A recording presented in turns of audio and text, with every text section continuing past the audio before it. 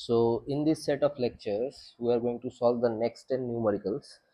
Okay, so let's start with the questions. पहला question क्या है? A spring is stretched by 2 mm. Okay, there's a spring and it has been stretched by 2 mm and its potential energy becomes 4 joule. So initially the spring was stretched by 2 mm. Spring was stretched by 2 millimeter. Now for 2 millimeter I can write 0.02002 meter as 1 meter equal to 1000 mm, right? So potential energy will be equal to half of k into x square. Now the potential energy is given as 4 joule and this is equal to half of k into x square, that is 0.002 whole square. So k equal to 4 into 2 divided by 0.002 into 0.002. So this can be written as 1 2 3 4 5 6,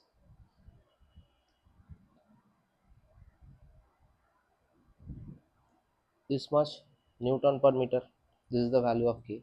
Now for the next set it has been stretched by 10 mm.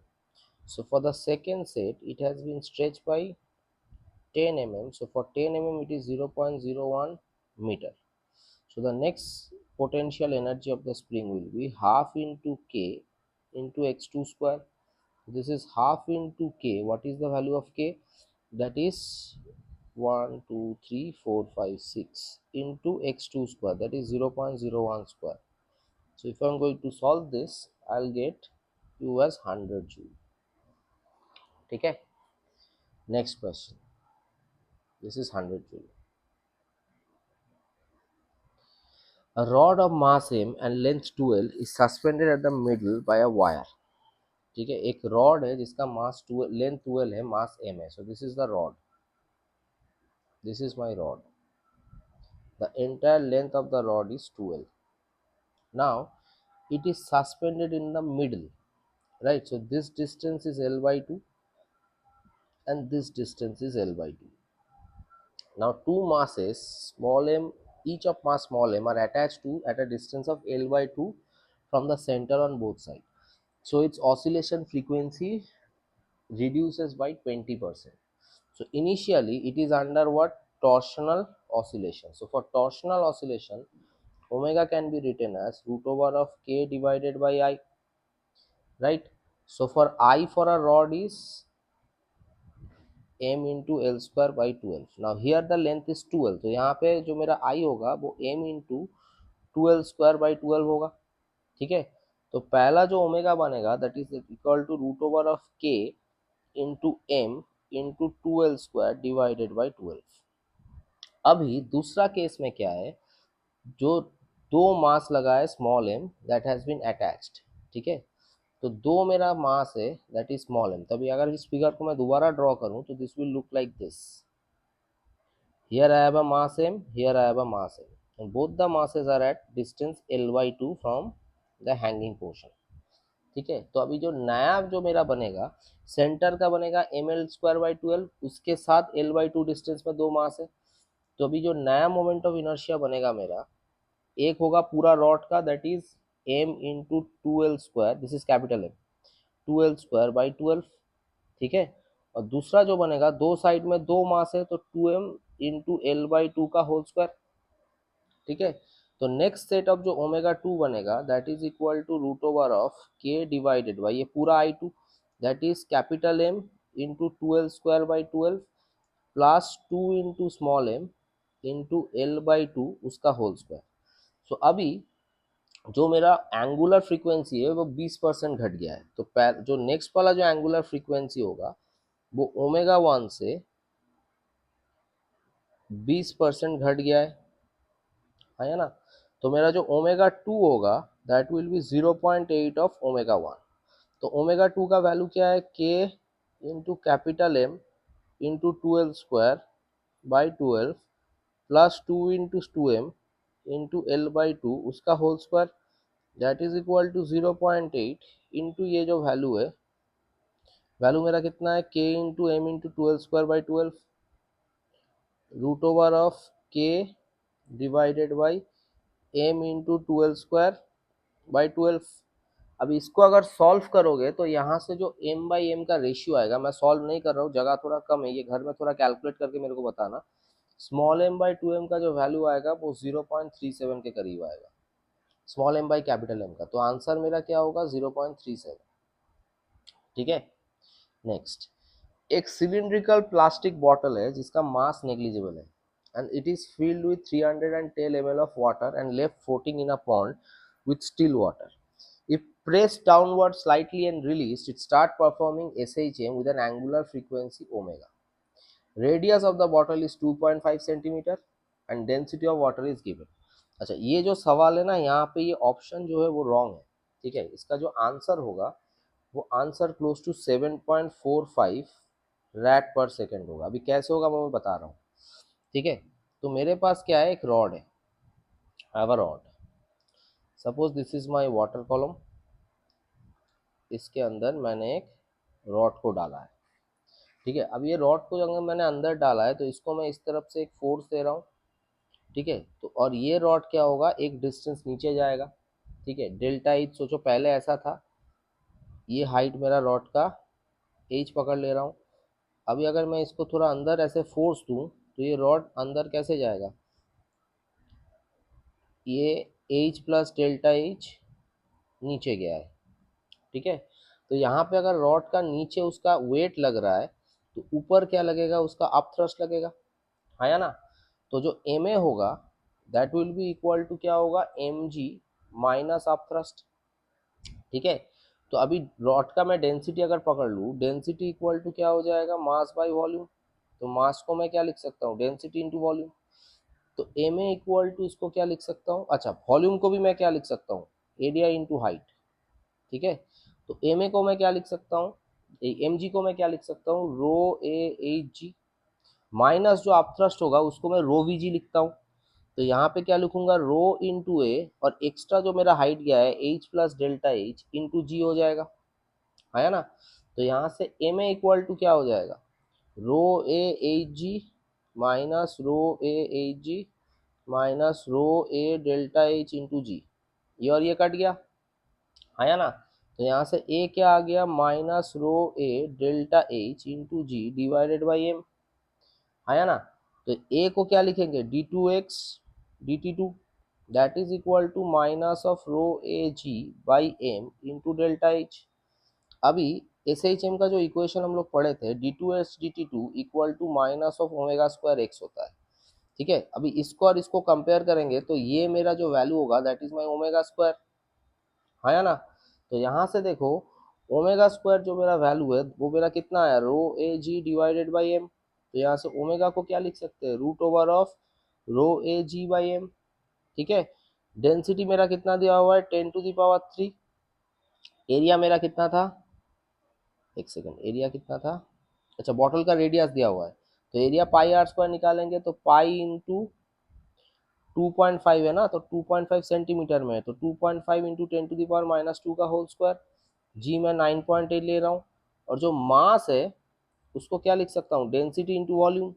Density दिया हुआ है कितना, 1000, और volume मेरा कितना दिया हुआ है, 310।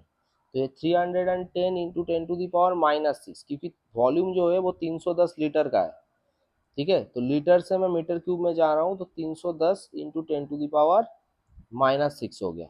ठीक है, इसको कैलकुलेट करोगे तो जो आंसर आएगा वो 7.45 के करीब आएगा, रैट पर सेकेंड। ठीक है, नेक्स्ट सवाल, एक particle undergoing SHM has a time dependent displacement given as xt equal to a sin pi t by 90. So displacement equation is x equal to a sin pi t divided by 90.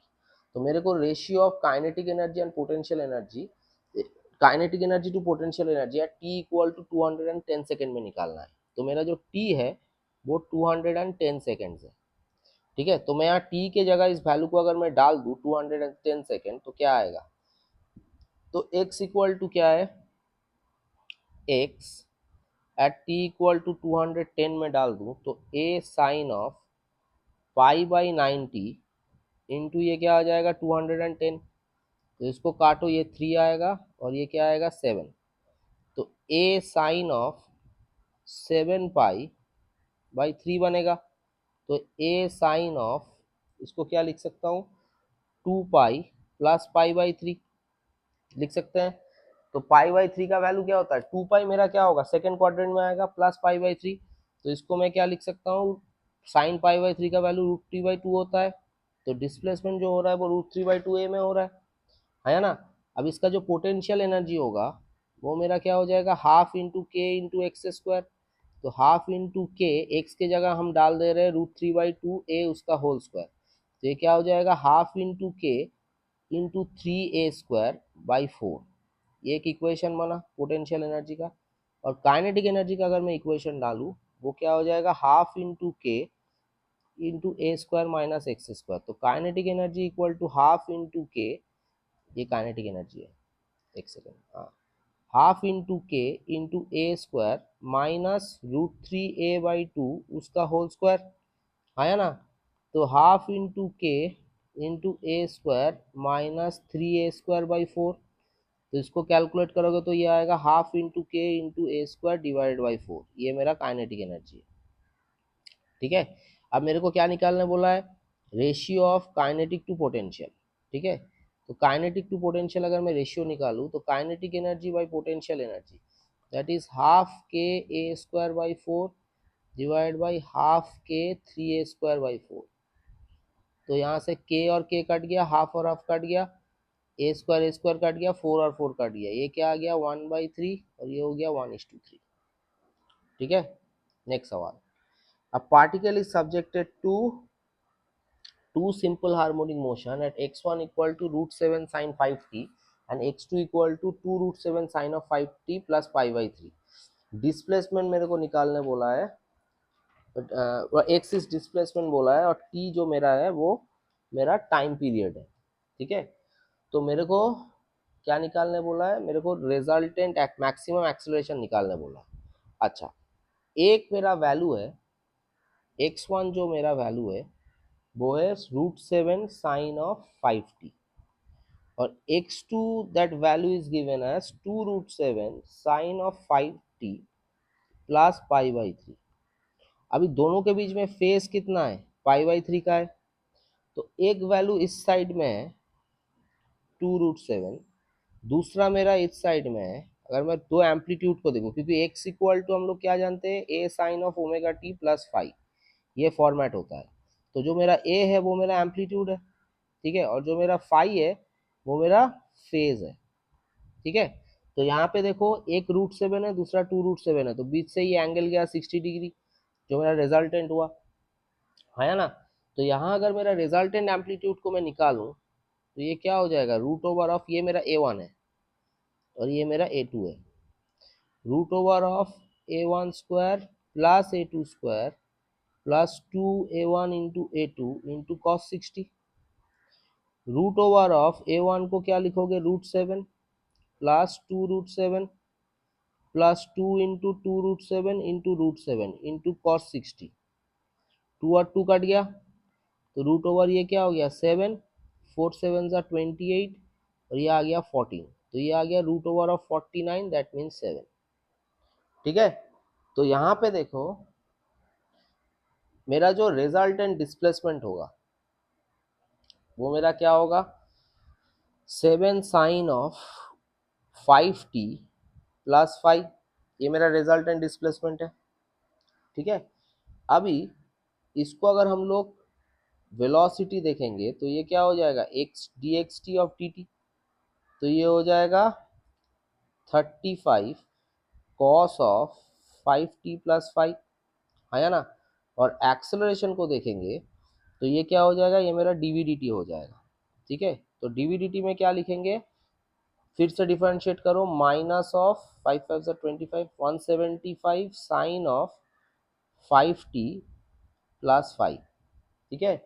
तो ये जो है मेरा resultant amplitude कितना आ गया, 175 आ गया, आया ना। तो ये रिजल्टेंट जो एम्पलीट्यूड 175 आया है, तो यहाँ से मेरा क्या होगा, a इक्वल टू हम लोग क्या लिखते हैं, that is equal to ω² into A, maximum amplitude का वैल्यू है।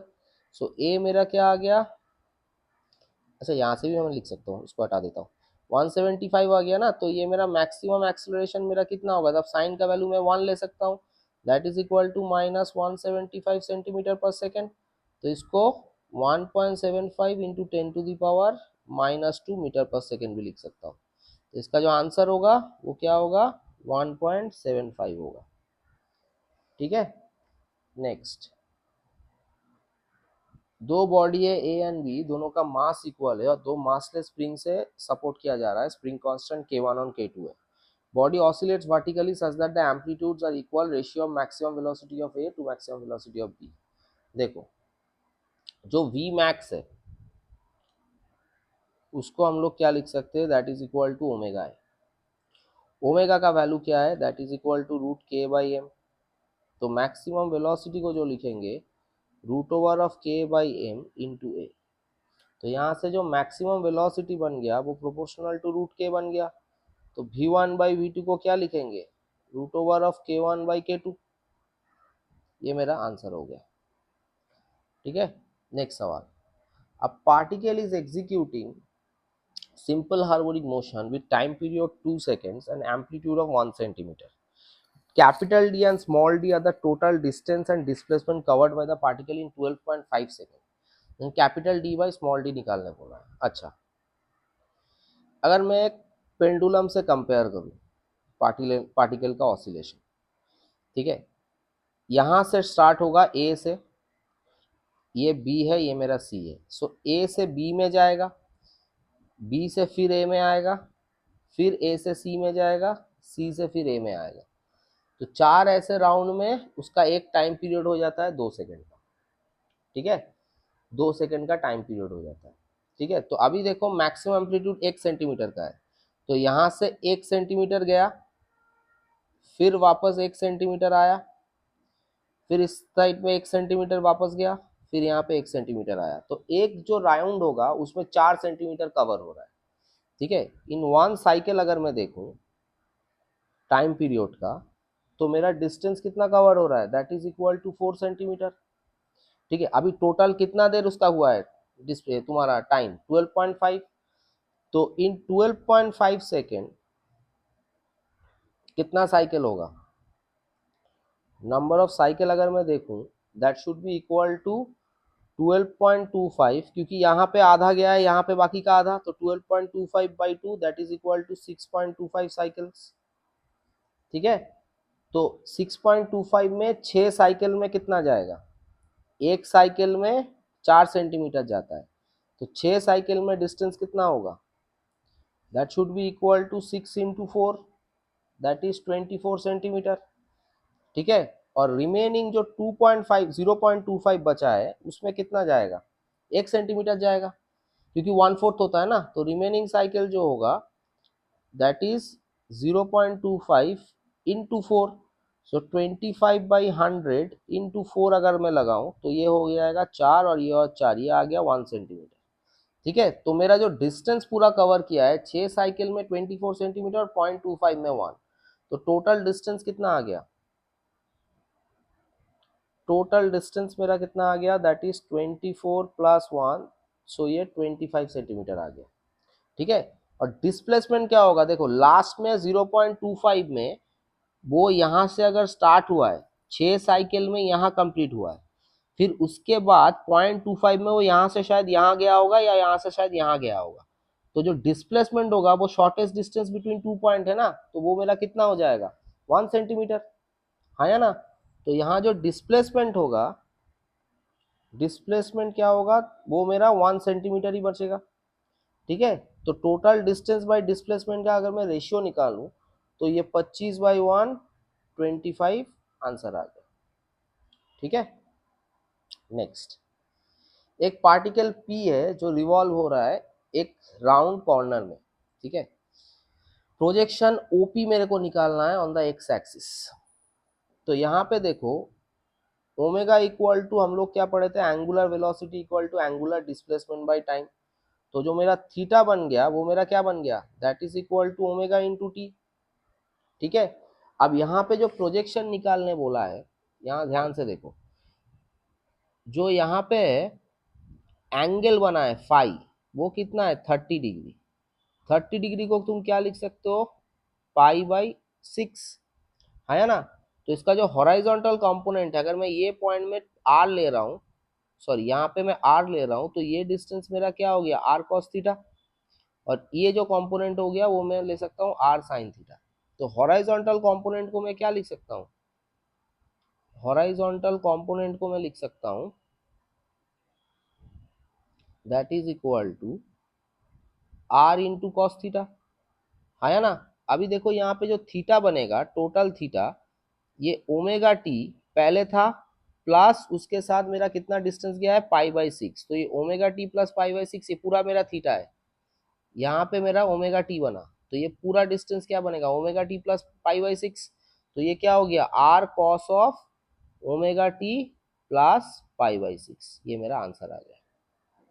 ठीक है, नेक्स्ट सवाल, एक मास, ये सबसे इजी सवाल है, मास एम क्या दिया हुआ है, दो स्ट्रिंग के साथ अटैच हो गया है, स्प्रिंग कांस्टेंट K1 और K2 दिया है, टाइम पीरियड निकालने बोला है। अच्छा, पहली बात, ये जो दो स्ट्रिंग है अटैच किया गया है, यहाँ पे एक स्ट्रिंग है, यहाँ पे एक स्ट्रिंग है, ये मेरा K2 है, ये मेरा K1 है, बीच में मेरा मास एम है। जब भी ऐसा सेटअप देखोगे, देखो यहाँ पे अगर मैं इसको इस साइड में मैं फोर्स दूं, तो यहाँ पे ये जितना कंप्रेस होगा, यहाँ पे उतना ही एक्सपैंड होगा, क्योंकि एक क्लोज सिस्टम में।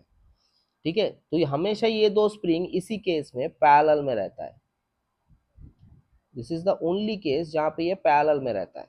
ठीक है, ऐसा मतलब नॉट ओनली केस, बहुत सारा केस होता है। तो पैरेलल का जो के इक्विवेलेंट बनेगा वो मेरा क्या बनेगा, K1 प्लस K2 बनेगा। ठीक है, तो इसका जो टाइम पीरियड निकालेंगे, टी इक्वल टू 2 पाई, सबको पता है, root over of M by K equivalent, तो के इक्विवेलेंट की जगह इसको डाल दो, तो ये 2 pi root over of M K1 plus K2, ये मेरा टाइम पीरियड बन गया, इसका ये आंसर हुआ। ठीक है, next, maximum potential energy of a block executing SHM is 25 joule at A is the amplitude of oscillation। मेरे को क्या निकालने बोला है, kinetic energy of the block at A/2।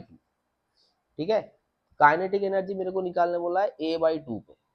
अच्छा, पोटेंशियल एनर्जी का फॉर्मूला क्या होता है, हाफ के इंटू एक्स स्क्वायर। ठीक है, मैक्सिमम पोटेंशियल एनर्जी मेरा क्या दिया हुआ है, मेरा 25 जूल दिया गया। तो मैक्सिमम कब होता है, जब एक्स मैक्सिमम एम्पलीट्यूड में होता है, तो u इक्वल टू क्या होगा, हाफ के इंटू ए स्क्वायर जब होगा, तब u का वैल्यू मेरा 25 दिया हुआ है।